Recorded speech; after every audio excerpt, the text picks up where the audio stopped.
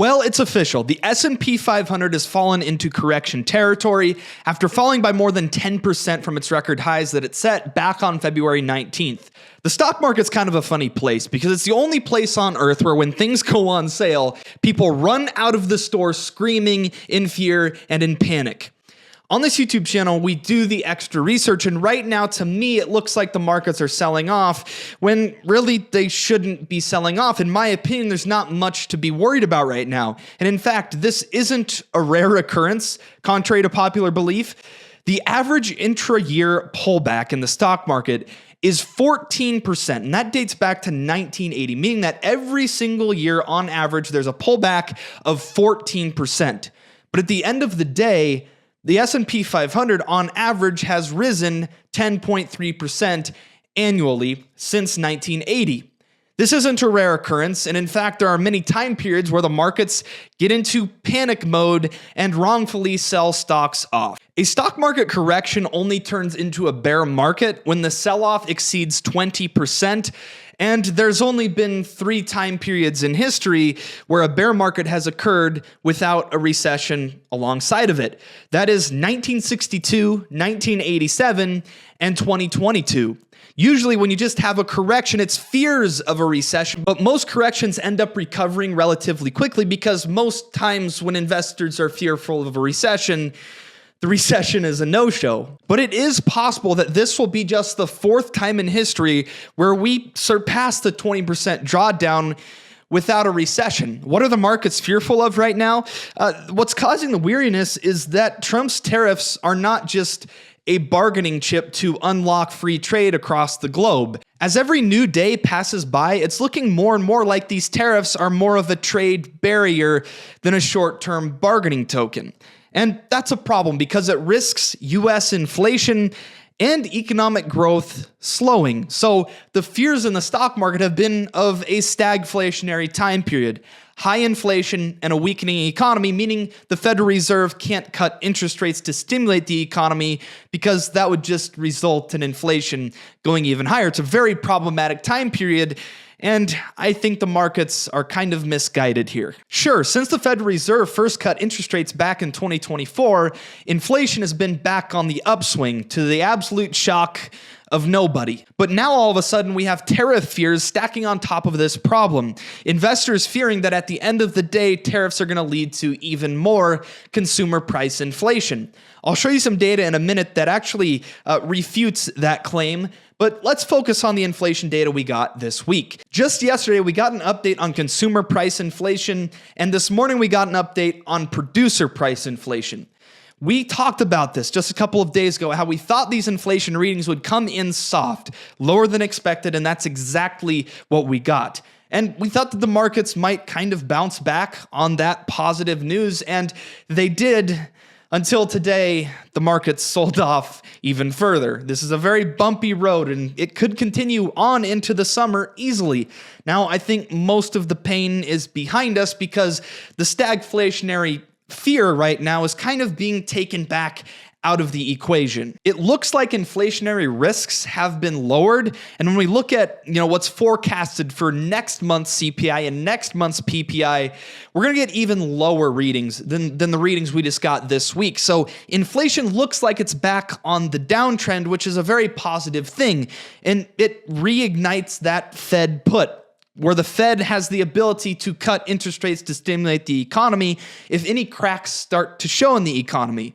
And that, at the end of the day, makes investors buy stocks because it takes risk out of the equation. If there's no recession, there aren't many bankruptcies, which decreases the risk of investing in public companies by a lot. Now, focusing exclusively on tariffs, we're actually starting to see this in the Purchasing Managers' Prices Paid Index already, where purchasing managers are paying more for the raw materials they desire to create the good or service for their customers. It is no secret that tariffs cause inflation somewhere, whether that's from the exporter or from the importer, or at the end of the day, the extra cost gets passed to the consumer. There is inflation at play. Now, structurally, I think investors are forgetting this. Inflation is caused from a Federal Reserve that prints way too much money to accommodate for fiscal irresponsibility.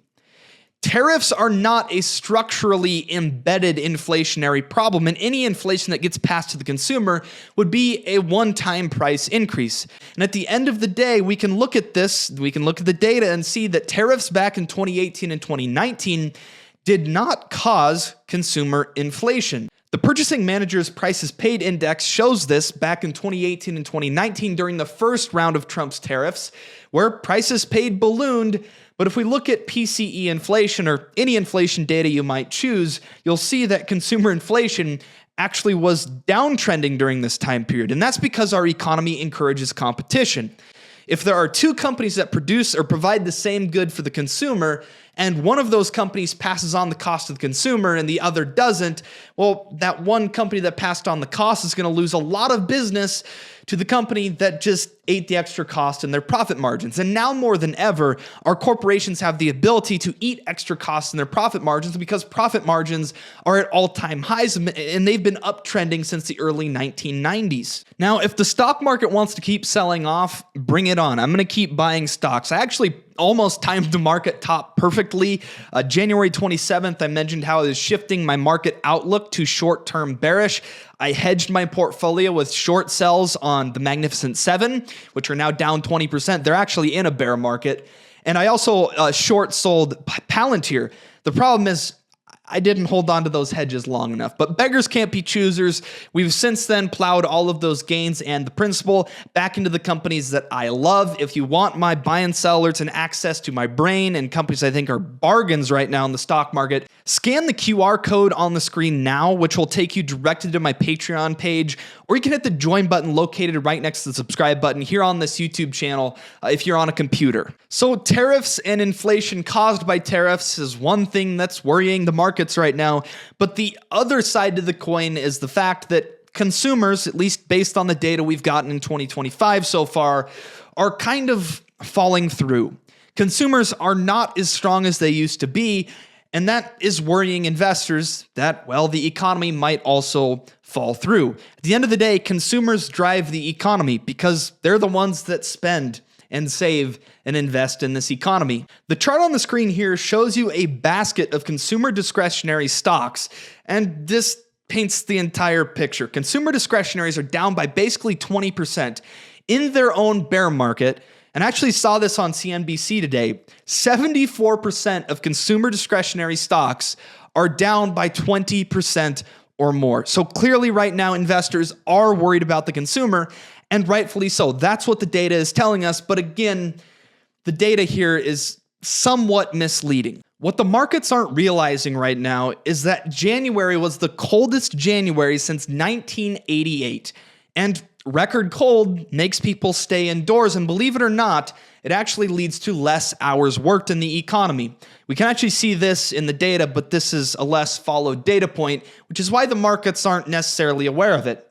We can look at weather-impacted employment, workers that are working part-time due to bad weather, and see that, well, in February, this jumped by 1.3 million workers.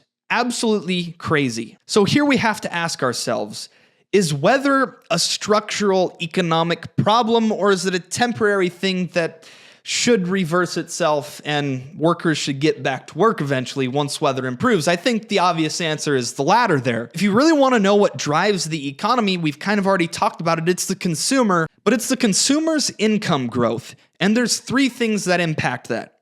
Employment growth, which has been okay to good. Wage growth, which has been very, very strong.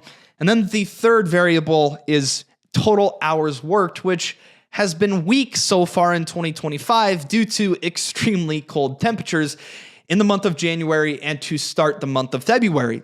Now, we can look at Red Book retail sales data. This is a data series that comes out every single week. We can see that in the weeks of January 14th, January 22nd, and January 28th, retail sales were very weak, again, due to this colder weather. But since then, in the month of February, and especially in the month of March, retail sales have strengthened a lot and look very, very healthy, with many of these weekly readings exceeding 6% year over year sales growth. This is data that has yet to show up in the National Retail Sales Report that the markets pay attention to. But I like to look at the smaller research reports like the Red Book retail sales to tell us the bigger picture. Tell us what the markets are going to see in the future when this data hits the bigger data that investors really pay attention to. Funny enough, this consumer discretionary fund was one of my best trades coming out of the pandemic. I bought XLY, which is this basket ETF, for less than $100 back in the depths of the pandemic, and I ended up selling it for like $150, $160.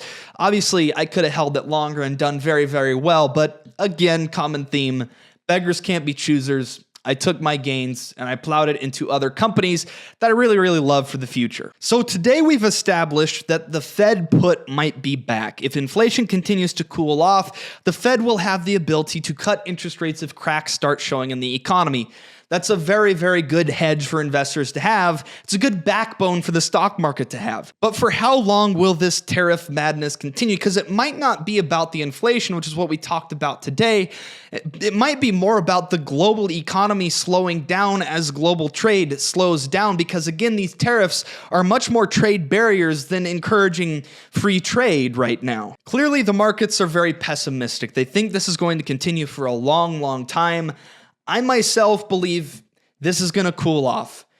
Tariffs are no longer going to be the talk of the tape at some point in the near future. And why is that? Well, it's because Trump politically can't afford to lose ground in the midterms.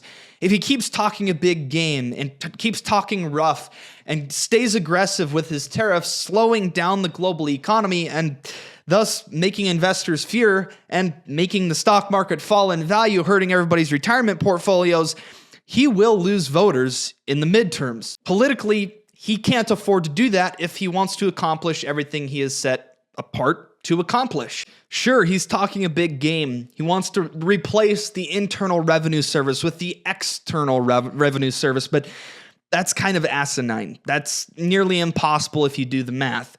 We'd have to basically place a 100% tariff on all goods and services to completely replace the internal revenue service. And then beyond that, we'd have to still fix our budget problem and our spending problem. Well, we'll see if it ends up happening. Doesn't seem very likely to me. Politically, Trump is going to have to soften his stance on tariffs. We're building this wall of worry of we have wars overseas. We have tariffs, we have inflation. But at some point in the future, the wars are going to resolve themselves. It looks like we're moving in that direction. Inflation looks like it's going back in the right direction. The Fed put may be back. These are things that the markets don't realize yet because it's not in the data, but it's coming. But for however long this lasts, you guys know by now, I'm going to be buying the companies that I love for even cheaper valuations. There's companies out there that are the healthiest companies in the world, in industries that are growing the fastest of any industry in the world, that have seen their valuations fall by 40 to 50% in just a handful of trading days. And that's where the opportunity is right now. If you guys are new here or returning and not yet subscribed yet, make sure you subscribe down below. Thank you so much for watching this entire video. Be sure to check out that membership. You can hit the join button located right next to the subscribe button or hit the Patreon link in the pinned comment. With that, I hope you have a great rest of your day. Stay blessed. Keep 10 toes to the ground and your chin up. Peace out.